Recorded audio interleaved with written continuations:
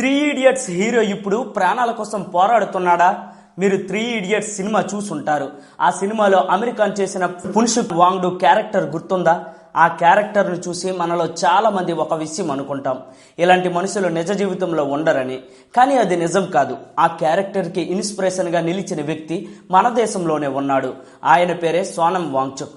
ఒక ఇంజనీర్, ఒక ఎడ్యుకేటర్, ఒక ఇన్నోవేటర్, రామన్ మాంగ్సే అవార్డు గ్రహీత, ప్రపంచం గౌరవించే క్లైమేట్ యాక్టివిస్ట్. కానీ ఈరోజు అదే వ్యక్తి తన ప్రాణాలను పణంగా పెట్టి నిరాహార దీక్ష చేయాల్సిన పరిస్థితి ఎందుకు వచ్చింది? ప్రభుత్వం ఆయన మాటలు ఎందుకంత సీరియస్గా పట్టించుకోవడం లేదు?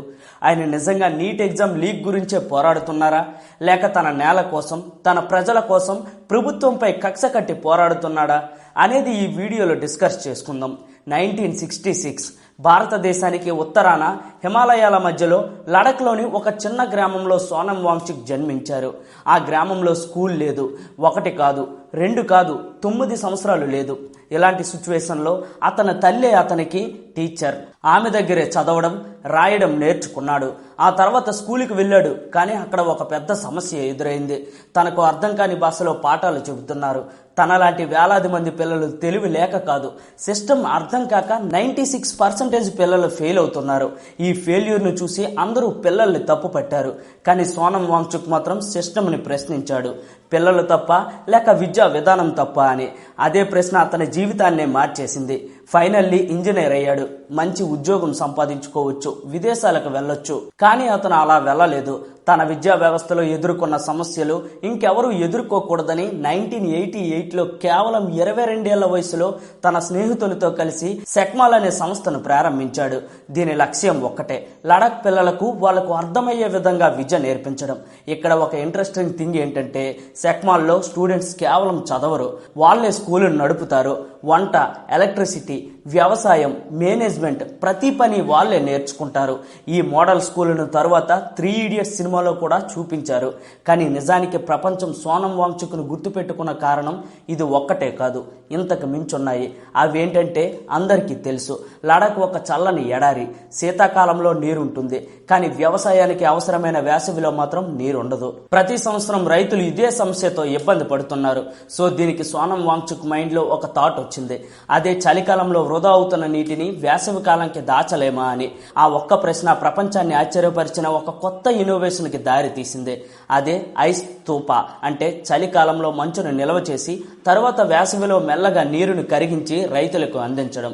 ఇది వినడానికి ఒక నార్మల్ ఐడియాలా అనిపించవచ్చు, కానీ ఈ ఒక్క ఐడియా వేలాది మంది రైతుల జీవితాలను మార్చేసింది. అంతేకాదు ప్రపంచం మొత్తం ఆయన వైపు చూడడం మొదలుపెట్టింది. దీంతో Rolex award, sustainable architecture award, Ramon Magsaysay award, ప్రపంచవ్యాప్తంగా ప్రసంగాలు, అంతర్జాతీయ విశ్వవిద్యాలయాల్లో ఆహ్వానాలతో ఒక సాధారణ వ్యక్తి ప్రపంచ వేదికపై నిలిచాడు. కానీ ఇక్కడే ఈ కథలో కొత్త ట్విస్ట్ మొదలవుతుంది. చాలా మంది జీవితంలో విజయం వచ్చిన తర్వాత ప్రశాంతంగా జీవిస్తారు, కానీ సోనం వాంగ్చుక్ మాత్రం అలా ఆగిపోలేదు. మళ్ళీ ఒక సమస్య చూశాడు. ఈసారి విద్యా సమస్య కాదు, నీటి సమస్య కాదు, తన నేల భవిష్యత్తు కోసం ఆలోచించడం మొదలుపెట్టాడు. అదే 2019 ఆర్టికల్ 370 రద్దయింది. లడాక్ ఒక ప్రత్యేక యూనియన్ టెరిటరీగా మారింది. మొదట లడాక్ ప్రజలు సంబరాలు చేసుకున్నారు, వీధుల్లో డ్యాన్సులు చేశారు, స్వీట్లు పంచుకున్నారు. ఎందుకంటే దశాబ్దాలుగా ఎదురు చూసిన వాళ్ళ కళ నెరవేరిందని. అలాగే ఇన్నాళ్ళు మా గొంతు శ్రీనగర్ రాజకీయాల్లో వినిపించేది కాదు, ఇప్పుడు ప్రత్యేక యూనియన్ టెరిటరీ వచ్చింది, ఇక మా భవిష్యత్తు మారిపోతుందని వాళ్ళు నమ్మారు. కానీ కొన్ని నెలల తర్వాత వాళ్ళు ఇంకో విషయం గమనించారు. జమ్మూ అండ్ కాశ్మీర్కి అసెంబ్లీ ఉంది, ముఖ్యమంత్రి ఉంటారు, ఎమ్మెల్యేలు ఉంటారు. కానీ లడాక్ మాత్రం ఎలాంటి శాసనసభ లేదు. ఇక్కడ రూలింగ్ లో కీలకమైన అధికారుల్ని కేంద్ర ప్రభుత్వం నియమించే లెఫ్టినెంట్ గవర్నర్ కార్యాలయం నుంచి నియమిస్తారని. ఈ విషయంతో లడాక్ లో కొంతమందిలో కొత్త ఆందోళన చెలరేగింది. ఒక ఉదాహరణ చెప్పాలంటే, మీకు రాజభవన్ ఇచ్చారు, కానీ లోపలికి వెళ్లే తాళం మాత్రం వేరొకరి దగ్గర ఉంది. మీ ఇంట్లో ఏం చేంజ్ చేయాలన్నా వాళ్ళ పర్మిషన్ అవసరం. సో ఇదే విధంగా లడాక్ లో కొంతమంది ప్రజలు తమ పరిస్థితిని పోల్చడం ప్రారంభించారు. అండ్ ఇంకో విషయం, లడాక్ ప్రపంచంలోనే అత్యంత సున్నితమైన పర్యటన ప్రాంతాల్లో ఒకటి. హిమాలయ నదులు, ఎత్తైన పర్వతాలు. ఇక్కడ చిన్న చేంజ్ జరిగినా దాని ఎఫెక్ట్ చాలా చోట్ల కనిపిస్తుంది. అందుకే సోనం వాంగ్చుక్ ఒక ప్రశ్న అడిగారు, అభివృద్ధి కావాలి కానీ మా పర్యావరణం నాశనం కాకూడదని. ఇక్కడే మరో పదం బయటకు వచ్చింది, అదే 6th షెడ్యూల్. చాలా మందికి ఇది ఏమిటో కూడా తెలియదు. సింపుల్ గా చెప్పాలంటే భారత రాజ్యాంగంలో కొన్ని గిరిజన ప్రాంతాలకు ప్రత్యేక సెల్ఫ్ రూల్, లోకల్ సాంప్రదాయాలు, భూమి, కొన్ని స్థానిక పరిపాలన, అధికారాల రక్షణ కోసం ఉన్న ఒక రాజ్యాంగ వ్యవస్థ. సో లడఖ్ లో ఉద్యమకారులు తమ ప్రాంతానికి ఎలాంటి రక్షణ కావాలని కోరుతున్నారు. ఎందుకంటే వారు చెప్పేదాని ప్రకారం భవిష్యత్తులో భారీ పెట్టుబడులు, భూసేకరణ, వేగమైన అభివృద్ధి జరిగితే తమ సంస్కృతి, పర్యావరణం, స్థానిక జీవన విధానం దెబ్బతినే ప్రమాదం ఉందని వాళ్ళు భావిస్తున్నారు. అయితే ప్రభుత్వం దీనికి వెంటనే అంగీకారం తెలపలేదు. దీనికి కారణం ఇందులో మరో కోణం కూడా ఉంది. నార్మల్ గా లడఖ్ సాధారణ జిల్లా కాదు, భారతదేశానికి అత్యంత వ్యూహాత్మక ప్రాంతాల్లో ఒకటి. ఒకవైపు చైనా, మరోవైపు పాకిస్తాన్. ఇక్కడ ప్రతి రహదారి, ప్రతి బ్రిడ్జ్, ప్రతి రూలింగ్ డెసిషన్ నేషనల్ సెక్యూరిటీతో సంబంధం ఉంటుంది. అందుకే ఇలాంటి చేంజ్ చేయాలంటే లోకల్ డిమాండ్లతో పాటు నేషనల్ సెక్యూరిటీ అంశాలు, రాజ్యాంగపరమైన అంశాలు, రూలింగ్ ఎఫెక్ట్ అన్నీ కలిసి పరిశీలించాల్సి ఉందని కేంద్ర ప్రభుత్వం చెబుతుంది. అప్పటి నుంచి సోనం వాంగ్చుక్ ప్రభుత్వాన్ని వ్యతిరేకించడం మొదలుపెట్టారు. ఈ నేపథ్యంలోనే కాక్రోచ్ జనతా పార్టీ చేపట్టిన జంతర్ మంతర్ ప్రోగ్రామ్ లో నీట్ పేపర్ లీకేజ్ పేరుతో హంగర్ స్ట్రైక్ చేస్తున్నారు. చాలా మంది పైపైన వార్తలు చూసి నీట్ పేపర్ లీక్ వల్ల ఇతను ప్రభుత్వానికి వ్యతిరేకంగా ఉన్నారనుకుంటున్నారు. కానీ ఇతను ప్రభుత్వాన్ని వ్యతిరేకించడానికి అసలు కారణం లడాక్. ఇక్కడ మనం ఒక విషయం అర్థం చేసుకోవాలి. ప్రభుత్వం లడాక్ ప్రజలకు సమస్య లేదని చెప్పడం లేదు, అలాగే ఉద్యమకారులు కూడా దేశ భద్రత అవసరం లేదని చెప్పడం లేదు. కాకపోతే ఇక్కడ ప్రయారిటీ గురించి చర్చ జరుగుతుంది. లడాక్ ప్రజలు అలాగే సోనం వాంగ్చుక్ మా భవిష్యత్తు ముందంటున్నారు.